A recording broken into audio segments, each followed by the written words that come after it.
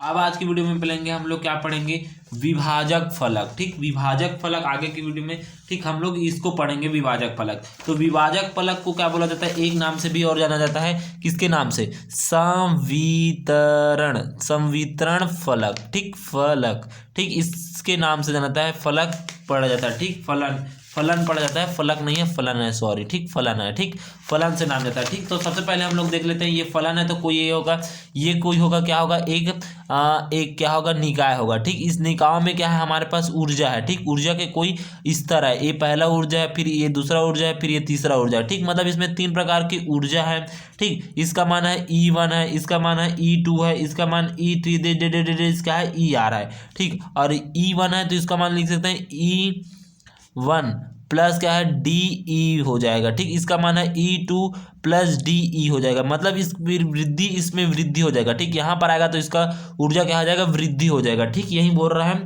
ठीक, और इसमें क्या है, गैसीय निकाय में ताप T है। ठीक, मतलब इसकी ऊर्जा E है तो इसमें कोई का ताप ना होगा, ताप है तभी तो ऊर्जा है। ठीक, तो यहाँ पर ताप भरा हुआ है। ठीक, इस प्रकार से यहाँ पर भरा हुआ है। ठीक, तो हम लोग इसको सबसे पहले समझ लेते हैं। ठीक, क्या लिखेंगे, माना कि कोई निकाय है जो अनेक कणों से मिलकर बना है। ठीक, जैसे कि हमारे पास ये है। ठीक, और ये क्या है, अनेक कणों से मिलकर बना है। यहाँ पर बहुत सारे अनेक कण है, जिसकी ऊर्जा E1 E2 E3 E4 E5 6 अनंत तक से है। ठीक, इस प्रकार से है।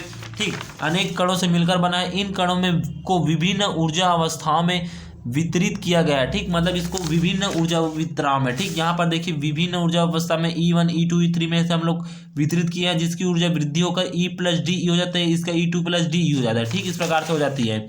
ठीक, वितराओं में, ठीक, अवस्था में वितरित किया गया है। इन्हें इस प्रकार वितरित किया गया है कि E1 ऊर्जा वाले कोष्टिका में N1 कण है और E2 ऊर्जा वाली कोष्टिका में N2 कण है। ठीक, मतलब इस प्रकार को इस प्रकार से विभाजित किया गया है, इस कण को इस प्रकार से विभाजित किया कि E1 में क्या है, E1 वाले ऊर्जा में क्या है, N1 कण है। ठीक, E2 वाले ऊर्जा कण में क्या है, E2 वाले ऊर्जा स्तर में क्या है, N2 कण है। ठीक, N2 कण है। ठीक, इस प्रकार से इसको विभाजित किया गया है।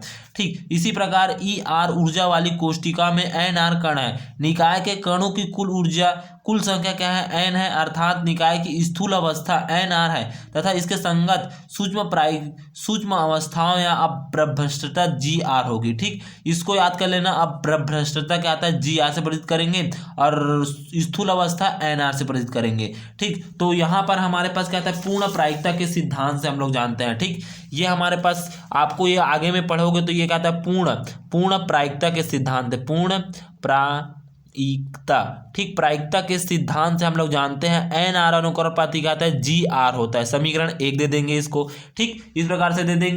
और दूसरा हम लोग क्या लिखेंगे, वोल्टेज मैन के कैनोनिकल वितरण नियम। ठीक, एक क्या होता था, PR होता था, PR अनुकरणोपाती क्या था, E के घात माइनस ER बटे KT होता था। ठीक, अब एक क्या होता है, एक सूत्र क्या आता था, इस प्रकार से होता था। इस वाले को हम लोग लिखेंगे वोल्टेज मैन के कैनोनिकल वितरण नियम से। तो NR अनुकरणोपाती E के घात माइनस ER बटे KT, समीकरण 2 दे देंगे।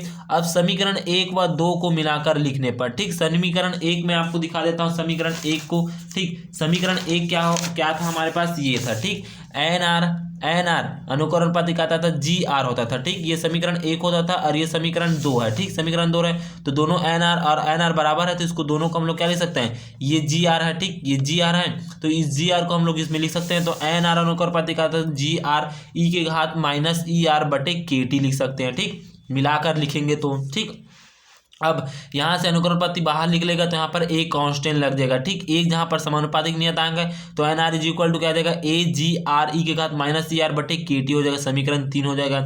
ठीक, अब यदि निकाय के कणों की कुल संख्या क्या है, N1 N2 N3 है। ठीक, मतलब क्या बोल रहा है, इस निकाय में क्या है, इस निकाय में कण है, अनंत कण है, तो इसमें क्या है, कणों की संख्या N1 है प्लस N2 है प्लस N3 है प्लस NR तक है तब।